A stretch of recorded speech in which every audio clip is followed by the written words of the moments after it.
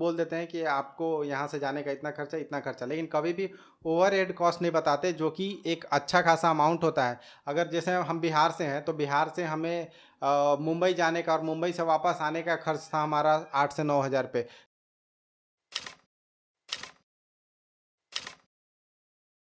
Hello everyone, मैं मनीष। और मैं निकिता, आप सभी लोगों का हमारे YouTube चैनल पर स्वागत करते हैं। तो थंबनेल देख के तो आप लोग समझ ही गए होंगे कि आज के इस वीडियो में हम लोग बात करने वाले हैं मालदीव के आइटनरी के बारे में, कि हमें कम पैसे में कैसे अच्छे से घूमना है, तो उसके बारे में हम बताने वाले हैं। तो चलिए हम आप लोग को सबसे पहले बताते हैं कि कौन कौन सी ऐसी चीज़ें होंगी जहाँ पे आपकी खर्च होगी और वो कितने अमाउंट में होगी। उन सारी चीज़ों के बारे में बात करेंगे। पहले हम लिस्ट देख लेते हैं। तो पहला हो गया फ्लाइट टिकट, दूसरा वीज़ा और डॉक्यूमेंट्स, तीसरा होटल, चौथा फूड, पांचवा ट्रांसपोर्टेशन, फिर सीज़न, किस सीज़न में जाना चाहिए, फिर ओवरहेड कॉस्ट, पर आदमी कितना कॉस्ट आएगा। ठीक है, तो ये हम बताने वाले हैं एक कपल के लिए। अगर आप भी हनीमून पे जा रहे हो या फिर ऐसे घूमने जा रहे हो तो उस केस में आपको सबसे ज़्यादा हेल्प करेगा ये। ठीक है, तो और ये है हमारा बजट ट्रैवल, तो हम बजट में ट्रैवल करने वाले हैं। तो चलिए अब हम डिटेल में बात करते हैं। जो हमारा सबसे पहला पॉइंट था वो था फ़्लाइट। ठीक है, तो फ़्लाइट आपको कहाँ से करना है? तो फ़्लाइट के लिए आपको सबसे पहले लॉगिन करना है स्काई स्कैनर वेबसाइट पे, और वहाँ पे आपको डालना है कि आपको कहाँ से कहाँ जाना है। तो उसका चीपेस्ट प्राइस आप लोग को बता देगा। अब देखो, इंडिया से अगर आप जा रहे हो तो आपको दो लोकेशन सबसे चीप पड़ेगा। पहला है मुंबई अगर नॉर्थ इंडिया से जा रहे हो, और अगर साउथ इंडिया से जा रहे हो तो कोची। ठीक है, कोची बहुत अच्छा ऑप्शन रहेगा अगर आप प्रेफर करते हैं साउथ से जाना, क्योंकि बहुत जल्दी भी पहुंच जाएंगे और मतलब लगेगा ही नहीं कि इंटरनेशनल जा रहे हैं। हाँ, 1 घंटे में ही कोची से अगर आप फ्लाइट लेते हो तो 1 घंटे में आप मालदीव पहुंच जाएंगे। और 45 मिनट, आधे घंटे के बाद ही आपको दिखना शुरू हो जाएगा पूरा आइलैंड। तो एक अच्छा नज़ारा रहता है। ठीक है, लेकिन अब ये देखो कि यहाँ पे कॉस्ट क्या पड़ेगा। कोची का कॉस्ट थोड़ा सा चीप होता है, लेकिन कोची अगर साउथ इंडिया में रहते हो तब, अगर नॉर्थ इंडिया में रहते हो तब आपके लिए बेस्ट होगा, वो होगा मुंबई। तो मुंबई से हमारा देखो, मुंबई से हमारा पहले प्राइस देख लेते हैं। प्राइस पड़ेगा आपको 9,000 से लेके 10,000 पर हेड। ये मैं जनरल प्राइस बता रहा हूँ, इससे ज़्यादा आपको नहीं लगेगा अगर आप 2 महीने पहले बुकिंग करते हो तो। ठीक है, तो 9 से 10 हज़ार रुपये पर हेड आपका हो गया कॉस्ट टिकट का। तो 2 लोग जा रहे हो तो जाने का हो गया आपका पर हेड 10 हज़ार और आने का 10 हज़ार, तो 20 हज़ार पर हेड हो गया आने जाने का। तो 2 लोग का हो गया 40 हज़ार। तो ये मैक्सिमम आपको लगेगा फ्लाइट का टिकट का 40 हज़ार, और आपको लेना है मुंबई से या फिर कोची से। तो फ्लाइट का जो टाइमिंग होगा वो होगा 10 बजे वाला, आप फ्लाइट ले लेना। इससे क्या होगा कि आप 12 बजे तक लैंड कर जाओगे, और जो चेक इन टाइम होता है वहाँ पे वो होता है 2 PM। तो आप अगर किसी और टाइम पे लेते हो तो आपको चेक इन में मतलब थोड़ा दिक्कत होगा। तो इसके लिए आप जो भी टिकट लेना वो 10 बजे वाला टिकट लेना। 10 बजे, 9 बजे, 11 बजे इसी टाइम पे टिकट लेना मॉर्निंग का। ठीक है, और ये आप जान रहे कि इंटरनेशनल है तो ज़्यादा अच्छा रहेगा कि अगर आप 3 घंटे पहले एयरपोर्ट पे पहुंच जाए, क्योंकि बहुत सारा फॉर्मेलिटी करना रहता है जो आप नहीं जानते। किसी भी चीज़ में भी बहुत ज़्यादा टाइम लग जाए, कुछ इश्यू आ जाए, तो 3 आवर्स पहले जाओ, आराम से सब चीज़ करो तो ज़्यादा सही रहेगा। ठीक है। अब हम आते हैं नेक्स्ट पे। तो नेक्स्ट है हमारा वीज़ा। वीज़ा जो है वो मालदीव जाने के लिए फ्री है, and plus visa on arrival मिल जाता है। तो इसके लिए आपको कोई टेंशन लेने की ज़रूरत नहीं है। बस एक चीज़ कर लेना, इमूगा पे जाके फॉर्म फिलअप कर देना। IMUGA, ये इमूगा फॉर्म जाके वहाँ पे फिल कर देना। वहाँ पे कुछ नहीं, आपको एक अपना पासपोर्ट का ये फ़ोटो दे दो। वहाँ से वो सारी डिटेल्स कैप्चर कर लेते हैं। अगर नहीं दोगे तो मैनुअली टाइप करना पड़ेगा। एंड उसके बाद आपकी फ़्लाइट कब है, कितने दिन रहोगे, कहाँ पे आओगे, कहाँ पे स्टे करोगे, तो इन सारी चीज़ों के डिटेल्स देने के बाद आपका इमूगा फॉर्म फिलअप हो जाएगा। और ये 24 से 72 घंटे पहले करने पड़ते हैं। तो अगर मान लो कि आपको 10 तारीख का फ़्लाइट है तो आप 8 को, 9 को, 10 को कर सकते हो। ठीक है, इवन वहाँ जाके भी कर सकते हो अगर भूल गए तो। ये कांड हम कर चुके थे। उधर से वापस आते वक्त भी इमूगा फॉर्म फिलअप करना होता है, तो उधर से वापस आते वक्त हम भूल गए थे, तो हमने किसी का इंटरनेट एक्सेस लेके ये करा था। एयरपोर्ट स्टाफ से। मतलब वही एयरपोर्ट स्टाफ से। ठीक है, इसके अलावा जब आप जाओगे इमिग्रेशन करने तो वहाँ पे आपको प्रूफ देना पड़ेगा कि आपका जो फ्लाइट का टिकट है वो हुआ है कि नहीं, रिटर्न टिकट। एंड प्लस जितने भी दिन आप रुकने वाले हो वहाँ का होटल बुकिंग है कि नहीं आपके पास। तो और बोले, और ये रिटर्न टिकट जरूर से जरूर एकदम ध्यान रख के कीजिएगा, क्योंकि वहाँ इशू हो जाता है बहुत बड़ा। हाँ, एक इंटरनेशनल मतलब माँ बेटे थे, Private। उनको उनको दिक्कत हो रहा था। एंड जब आप जाओगे तो कम से कम $100 अपने पास साथ में लेके जाना, ताकि कोई इशू आप लोग को ना हो। वैसे तो कोई इशू नहीं होगी, लेकिन फिर भी $100 लेके जाना। प्लस आप एक चीज़ और ध्यान रख लेना कि आपका जो कार्ड है वो इंटरनेशनल ट्रांजैक्शन के लिए एक्टिवेटेड है, क्योंकि हमारे जो क्रेडिट कार्ड थे उसमें एक्टिवेटेड नहीं था। लकीली एक कार्ड एक्टिवेटेड था, जिससे हमने पूरा काम चलाया, वरना बहुत ज़्यादा ही दिक्कत हो जाता है। तो ये चीज़ हमेशा ध्यान रख के जाना, ठीक है। चलो अब नेक्स्ट पॉइंट पे आते हैं, वो है हमारा होटल। तो होटल का कॉस्ट अब देखो, होटल डिपेंड करता है कि आप कहाँ पे रह रहे हो। और हम क्योंकि बजट में गए थे तो हम गए थे माफूसी आइलैंड पे। अब यहाँ पे एक दो आइलैंड और है, लेकिन सबसे ज़्यादा जो फेमस आइलैंड है वो है माफूसी आइलैंड। तो हम लोगों ने भी माफूसी आइलैंड पे ही लिया था, क्योंकि यहाँ पे थोड़ा चीज़ें एक्सेसिबल है, ज़्यादा खाने के ऑप्शंस हैं। प्लस इन सारी चीज़ों की वजह से हम माफूसी आइलैंड पे ही गए थे। और एक आइलैंड और कौन सा था, 3-4 पब्लिक आइलैंड थे, गुरीदू गुरीदू या ऐसे कुछ नाम था, नाम भूल गया, वो मैं लिख दूंगा यहाँ पे। तो वहाँ पे भी आप स्टे कर सकते हो, लेकिन माफूसी में सबसे ज़्यादा ऑप्शन मिलेंगे आपको। माफूसी सबसे बेटर है। हम लोग मतलब शिप से दूसरा आइलैंड भी देखे थे, बट वो कुछ खास नहीं लग रहा था। माफूसी पे बहुत सही था। ठीक है, तो अब होटल में देखो, होटल में हम 3 होटल की बात करेंगे। अगर लो बजट है, मीडियम बजट है और हाई बजट है। लो बजट में नहीं जाना है आपको, सबसे पहले मना कर देते हैं। लो बजट में एक साई रिट्रोनो करके था, जिसका रिव्यू आपको एक्सेप्शनल दिखेगा, लेकिन वहाँ जाने की कोई मतलब नहीं बनती है, क्योंकि उतना कम पैसे बचा के भी हम अच्छा एक्सपीरियंस नहीं था। तो समझ ही नहीं हम लोग क्यों गए वहाँ। ठीक है, तो एक हो गया। उसके बाद हम जो मीडियम बजट में है वो 2 होटल हैं जो अच्छे हैं।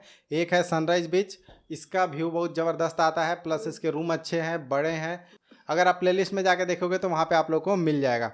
तो सनराइज बीच अच्छा है, वहाँ से सनराइज अच्छा देखने को मिलता है मॉर्निंग में, प्लस पूरा व्यू अच्छा दिखता है। तो ये हो गया मीडियम बजट में। बस एक इशू आया वहाँ के स्टाफ थोड़े स्टाफ रूड थे, एक स्टाफ एक रूड ही था, स्टाफ था, और बाकी बाकी तो अच्छे थे। बाकी अच्छा था। ठीक है, तो आप या तो सनराइज बीच जा सकते हो, जिसका कॉस्ट आपको 5 से 6 हज़ार रुपये पड़ेगा। और या फिर Triton sea and beach, Triton prestige and Triton sea and beach, ये दोनों अलग हैं। तो ट्रीटन प्रेस्टीज महंगा होगा, ट्रीटन सी एंड बीच सस्ता होगा, मीडियम बजट में आ जाएगा, जो कि 6 हज़ार। तो चलो हम 6 हज़ार मान के चलते हैं कि यहाँ पे आप रह लोगे सनराइज बीच में। उसके बाद अगर आप बोले हाँ और सनराइज अगर आप मतलब कर रहे हैं, तो ये भी एक है कि वहाँ पे बहुत ज़्यादा क्राउड नहीं लगेगा, तो आपको लगेगा कि हम अकेले अकेले हैं। ये भी एक थोड़ा था वहाँ पे। हाँ, तो वहाँ पे थोड़ा हैपनिंग जगह नहीं था, वो थोड़ा शांत जगह था। लेकिन हाँ, आपको व्यू अच्छा देखने को मिलेगा, आपको शांति मिलेगा वहाँ पे। एंड जब सनराइज बीच में अगर बुकिंग करना, तो वहाँ के सिर्फ ब्रेकफास्ट करना, डिनर इंक्लूड मत करवाना, बहुत ही बेकार था। ठीक है, ब्रेकफास्ट ठीक था। अब हम आते हैं हाई बजट वाले, जिसका प्राइस थोड़ा ज़्यादा होगा, 12 से 15 हज़ार रुपये लगेंगे आपको एक डिसेंट रूम वाला। जैसे कि डिसेंट था। बहुत सही रूम है। मतलब वहाँ पे अलग अलग टाइप के रूम होते हैं, जैसे आपको बालकनी व्यू नहीं कभी बालकनी व्यू मिलेगा, सिटी व्यू मिलेगा, बीच व्यू मिलेगा। तो बीच वाले जो व्यू होते हैं ना, उसके बारे में बात करो कि 12 से 15 हज़ार रुपये लगेंगे। और उसमें 3 होटल अच्छे हैं, कानी पाम, ट्रीटन प्रेस्टीज एंड कानी ग्रैंड। लेकिन अब एक चीज़ ध्यान रखना कि कानी पाम एंड कानी ग्रैंड जो है हैपनिंग वाले हैं, और ट्रीटन थोड़ा शांत जगह है, ट्रीटन प्रेस्टीज। और ट्रीटन प्रेस्टीज में सनराइज होता है, और कानी पाम एंड कानी ग्रैंड में सनसेट होता है। मैं तो बोलूँगा कि कानी पाम या कानी ग्रैंड में ज़रूर से ज़रूर एक बार एक दिन के लिए बुकिंग करना, क्योंकि वहाँ पे आपको इन्फिनिटी पूल भी देखने को मिलेगी। आपको नॉट श्योर कि कानी ग्रैंड में है कि नहीं, लेकिन हमने कानी पाम में किया था और वहाँ पे इन्फिनिटी पूल था। तो एक बार चेक कर लेना कानी ग्रैंड में भी है कि नहीं, क्योंकि ये कानी वालों का ही है। कानी मतलब एक क्या बोल सकते हैं, एक कंपनी है जिसके कानी ग्रैंड, कानी पाम, कानी अलग अलग करके होटल के नाम है। अब जितना मतलब कानी पाम में अगर जा रहे हो, तो जितना पैसा लगा लो उसके बदले में आपको मिलता भी है। खाना भी उतना ही सही रहता है, और बिहेवियर भी सबका बहुत अच्छा है। फिर आपको बीच मिल रहा है, फिर और वो बीच बिकनी बीच होता है, एक ही ऐसा बीच है माफूसी आइलैंड पे जहाँ पे आप बिकनी पहन के घूम सकते हो। तो घूमोगे नहीं, देखोगे। एक दिन तो कानी पाम जाना बनता है। ठीक है, तो कानी पाम में जाओगे तो डिनर प्लस ब्रेकफास्ट दोनों कर लेना, लेकिन अगर सनराइज में जाओगे तो डिनर मत करना, सिर्फ ब्रेकफास्ट करना। ठीक है, अब चलो हम आते हैं फूड के बारे में। तो हमने सारे प्राइस बता दिए, लास्ट में हम सबका सम करेंगे और देखेंगे कि टोटल कितना आपका पर हेड पड़ेगा। ठीक है, तो फूड में देखो अब, क्योंकि आपने लंच एंड डिनर अगर इंक्लूड करवा लिया है तो आपका जो सॉरी आपका ब्रेकफास्ट और डिनर इंक्लूड करवा लिया है तो लंच का जो कॉस्ट आएगा वो आएगा $25 to $30 दोनों लोगों के लिए। तो हम जब दोनों जाते थे तो हमें $25 से $30 की खर्च आ रही थी एवरेज, ठीक है। अब देखो इंडियन हो तो इंडियन फूड आपको वहाँ पे ढूंढोगे। अभी बहुत मन करेगा, बहुत एकदम क्रेविंग होने लगता है। तो इंडियन फूड आपको कहाँ मिलेगा वो बता देते हैं। यू एंड मी करके रेस्टोरेंट है, सिटी विस्टा करके बिल्डिंग नाम होगा, या फिर यू एंड मी करके आपको दिख जाएगा, जो कि माफूसी अगर जब आप पहुँचोगे ना तो उसके राइट हैंड साइड में है, और जो हमारा कानी पाम वगैरह वो लेफ्ट साइड में है। तो अगर आप पहुँचोगे तो इधर की अगर फेस है तो आपके लेफ्ट में कानी पाम वगैरह होगा और राइट में आपके यू एंड मी ये रेस्टोरेंट होगा। वहाँ पे 3 है, यू एंड मी, आवेली एंड सुल्तान करके कुछ एक और था। सुल्तान थोड़ा महंगा है तो उसमें सोच समझ के जाना, उसमें ज़्यादा कॉस्ट आएगा। और सुल्तान 2 बजे ही खुलता है। हाँ, सुल्तान का हम टाइमिंग लोग भी अलग 12 है। बजे पहुंच गए थे, खुला ही नहीं था। ठीक है, तो आपका ये हो गया $25 to $30 आपका फूड का कॉस्ट आ जाएगा। फिर आते हैं ट्रांसपोर्टेशन। अब ट्रांसपोर्टेशन में 2 तरह की ट्रांसपोर्टेशन है, एक है पब्लिक, एक है प्राइवेट। पहले दिन जाओगे तो प्राइवेट से चले जाना, $25 पर पर्सन, मतलब कि हम दोनों का लगा था $50। और ये आप बुकिंग पहले भी कर सकते हो, वहाँ जाके भी कर सकते हो। आई वुड सजेस्ट कि एक दिन पहले आप बुकिंग कर लेना, आपको ज़्यादा दिक्कत नहीं होगा। यहीं से $50 लगेंगे आपके, मतलब कि 4,000 रुपये लगेंगे। और जब आपको रिटर्न करना हो तो आप ज़रूर से ज़रूर गवर्नमेंट फेरी लेना, हाँ। क्योंकि ये आपका बहुत पैसे बचाएगा। गवर्नमेंट फेरी का प्राइस मात्र $4 हम लोग को लगा था, जो कि यहाँ $50 लगा था। $4 का मतलब 8 का 32, 300 रुपये, और ये कहाँ 4,000 रुपये। तो ये डिफरेंस पड़ेगा। और गवर्नमेंट फेरी में आप बहुत इंजॉय भी करेंगे राइड को। हाँ, वहाँ पे जब वेव आएगा ना तो मस्त ऐसे वो मैं वीडियोस लगाते रहूँगा अगर कहीं कहीं टाइम मिला तो, ठीक है। अब गवर्नमेंट टाइमिंग जो है, क्योंकि रिटर्न करते वक्त ही हम करेंगे, और रिटर्न का टाइम भी हमारा फ्लाइट का लगभग 12 बजे का फ्लाइट रहता है, तो 7:30 बजे अपना ये है फेरी है, तो 7:30 से 9 बजे हम पहुंच जाएंगे अपने एयरपोर्ट पे, और 3 घंटे पहले पहुंचना होता है। वहाँ पे और ज़्यादा भीड़ होता है। जो यहाँ पे माफूसी आइलैंड है वहाँ का जो अपना माले एयरपोर्ट है वहाँ का और भी ज़्यादा भीड़ है। तो इसके लिए आपको ध्यान रखना है कि आप जल्दी पहुंच जाओ। अगर आपको ये जो ट्रांसपोर्ट का करना है, अगर प्राइवेट ट्रांसपोर्ट का करना है तब आप कानी टूर या फिर आईकॉम टूर से कर सकते हो। एंड आपको अगर गवर्नमेंट फेरी करना है तो उसके लिए कुछ नहीं करना होता, आप जाइए वहाँ पे आराम से जगह होती है, आप बैठ जाओगे। और एक और ऑप्शन होता है प्राइवेट जेट भी करने का ना। प्राइवेट जेट करने का होता है, सी करने का होता है, लेकिन हम बजट में ट्रेवल कर रहे हैं तो उसके बारे में हम बात ही नहीं करेंगे। प्राइवेट जेट का हम लोग तो नहीं कुछ बोल सकते हैं, वो तो आप लोग पे डिपेंड करता है। वो सी प्लेन भी होता है, तो खर्च करने को तो हम 4-5 लाख 10 लाख भी कर हाँ। सकते हैं, लेकिन हमारी बजट तो छोटी है ना, तो इसलिए ठीक है। अब हम आते हैं एक्टिविटी पे। अब वहाँ गए और एक्टिविटी ना करें ऐसा तो हो नहीं सकता। हाँ। तो एक्टिविटी में सिर्फ और सिर्फ अंडर वाटर एक्टिविटी करना है, और ये एक्सपीरियंस मैडम जी शेयर करेंगी। हम प्राइस सिर्फ बता देते हैं। प्राइस आपको, अगर आप हाफ डे एक्सकर्जन करते हो तो $30 पर पर्सन लगेगा, फुल डे करते हो तो $70 to $80 पर पर्सन होगा। और अगर आप आइलैंड हॉपिंग करते हो कि आप एक किसी और आइलैंड पे जाओ, पब्लिक आइलैंड पे, और वहाँ पे कुछ देर रुको, तो $50 पर पर्सन लगता है, ठीक है। ये अलग अलग बता दे रहा हूँ। एंड अगर आप जाना चाहते हो रिजॉर्ट में डे वाटर विजिट व्हील करने है, के लिए, जो वाटर कि- व्हील है, जो कि वहाँ का बहुत पॉपुलर है, तो उसके लिए आपको खर्च करने पड़ेंगे $120 पर पर्सन, मतलब कि आपको $200-250 लगभग खर्च करने पड़ेंगे। तो ये है रेट। और वाटर विला जो है वो अल्कोहल वहाँ सर्व होगा, तो अगर आप अल्कोहल पीना चाहते हैं तो जाओ। हाँ, अगर आप अल्कोहल वाले पर्सन हो तभी जाना, क्योंकि बाकी पैसे वेस्ट ही हैं वहाँ पे। हम दोनों में से कोई नहीं पीते तो हम तो नहीं गए थे। हम लोग यही रिकमेंड करेंगे कि आप लोग वाटर एक्टिविटी करो, क्योंकि आइलैंड हॉपिंग आप आइलैंड पे रुके ही हो तो आइलैंड हॉपिंग करोगे तो कुछ अलग लगेगा नहीं। वाटर व्हील अगर आप अल्कोहल अगर चाहते हो तो जाओ। वाटर एक्टिविटी बहुत एक्साइटिंग रहेगा, बहुत इंटरेस्टिंग रहेगा। तैरने हम दोनों को नहीं आता था, लेकिन हमने थोड़ी तैयारी थोड़ी गाइडेंस के साथ हमने थोड़ी बहुत की थी। वो जैकेट देते हैं, उसके बाद आप कर सकते हो। हिम्मत दिखाया और ट्रस्ट मी, जो मैं अगर वीडियो में दिखाऊंगा उस और जो मैं देखा हूँ, उन दोनों के बीच में लाख गुना का डिफरेंस है। तो बस ये मत सोचना कि अरे ऐसा ही तो दिखता है, तो ऐसा नहीं होता। वो एक्सपीरियंस ही अलग होता है। वो जो आंखों से दिखता है ऐसा लगता है जन्नत देख लिया, वो एक ही बार दिखेगा। एंड जो अंडर वाटर एक्टिविटी है वो तो करनी ही करनी है, लेकिन जो ऊपर की एक्टिविटी, वाटर के ऊपर की एक्टिविटी है, तो वो सारी चीज़ें नहीं करनी है। वही सेम चीज़ आपको गोवा में या फिर अंडमान में 1/3 प्राइस पे करने मिल जाएगा, तो उसको करके पैसे वेस्ट करने की ज़रूरत नहीं है। ठीक है, अब हम बात कर लेते हैं कि कौन सी सीज़न है जिसमें आपको जानी चाहिए। तो सीज़न ये जो जाने का है वो है नवंबर से लेके अप्रैल तक। हम गए थे अप्रैल में, लेकिन वहाँ पे अप्रैल में गर्मी हो गई थी। तो इसके लिए आप ट्राई करना कि आप मार्च तक जाओ, ताकि आपको अच्छा मौसम मिले, और नवंबर से लेकर मार्च तक आप कभी भी जा सकते हो। लेकिन अप्रैल में थोड़ी गर्मी हो गई थी और टैन हो जाता, पूरा बॉडी काला हो गया था। तो हम दोनों सन स्क्रीन कितना भी लगाओ, वहाँ का धूप अलग ही है, पूरा टैन, और मेरे को तो फीवर भी लग गया था। हाँ, तो ठीक है।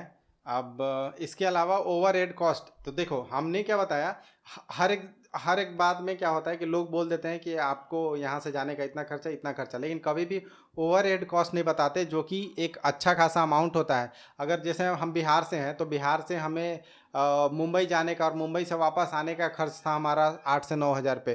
तो ये सारे कॉस्ट कोई नहीं बताता। अब हम वहाँ गए तो वहाँ एक दिन होटल में रुके, वहाँ का खाना खाए, फिर एयरपोर्ट से होटल की ट्रैवलिंग रही, फिर अगेन होटल से एयरपोर्ट की ट्रैवलिंग रही। तो ये सारे कॉस्ट भी जोड़ लेना, कम से कम 15 से 20% ओवरहेड कॉस्ट अगर हो जाएगा, अगर आप कहीं दूर से आ रहे हो तो। माइनर कॉस्ट भी जरूरी है इंक्लूड करना, हाँ, तो हर स्टेप पे कुछ ना कुछ खर्चा हो ही रहा था। बिल्कुल। चलो आप फाइनल कॉस्ट बता देते हैं, मैडम जी बताएंगे कितना रुपये उड़ा के आई हैं। तो अगर फ्लाइट का कॉस्ट देखा जाए तो टू एंड फ्रो 40,000 पड़ेगा। वीज़ा ऑन अराइवल है तो कोई कॉस्ट नहीं लगेगा। ट्रांसपोर्टेशन में आइलैंड नहीं, एयरपोर्ट से आइलैंड जाने में जो फेरी कॉस्ट आया वो 4500 पड़ जाएगा। कानी एंड सनराइज हम लोग 2 होटल स्टे किए थे, तो अगर उसका देखा जाए कितने दिन रहे थे? 3 डेज 3 नाइट 4 डेज का स्टे था। तो इसमें हमारा 2 दिन था सनराइज बीच में और 1 नाइट था हमारा कानीपाम में। तो टोटल कॉस्ट आया था 25,000 रुपीज़।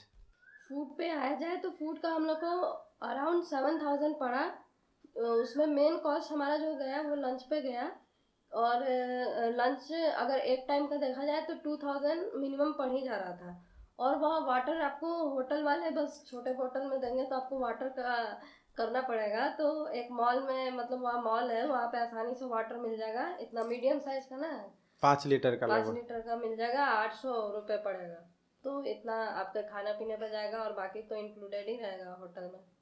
एंड देन एक्टिविटी का आपको हमने किया था हाफ डे टूर, $35 पर पर्सन थे, तो वो हो गया 6,000 रुपीज़।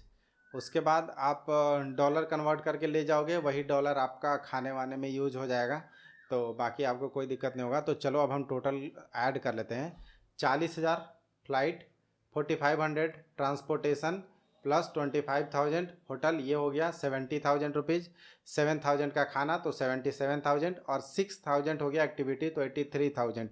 मतलब कि 85,000 में आप कंफर्टेबली घूम के आ सकते हो। लेकिन ये हमेशा मैं बोल रहा हूँ कि ये सिर्फ मैं बता रहा हूँ आने मुंबई से माले जाने का और माले से वापस आने का, यहीं तक का कॉस्ट है। ओवरहेड कॉस्ट हमने यहाँ पे इंक्लूड नहीं किया है। तो ये चीज़ आप लोग हमेशा ध्यान रखना कि कम से कम मैं बोल रहा हूँ 10% आपके जाएंगे, तो 10,000 रुपीज़ तो जाएंगे ही जाएंगे। तो यही है हमारा आज का टोटल एनालिसिस जो हम घूम के आए हैं। तो चलिए आज की इस वीडियो को यहीं पे ख़त्म करते हैं, और नेक्स्ट वीडियो में हम और भी मालदीव सीरीज़ को लेके अलग अलग वीडियोस लेके आते रहेंगे। उसके अलावा हमारे चैनल्स पे और भी मल्टीपल तरह की वीडियोस मिलते रहेगी, तो बने रहिएगा चैनल के साथ। हम लोग मिलते हैं अपने अगले वीडियो में, तब तक के लिए बाय।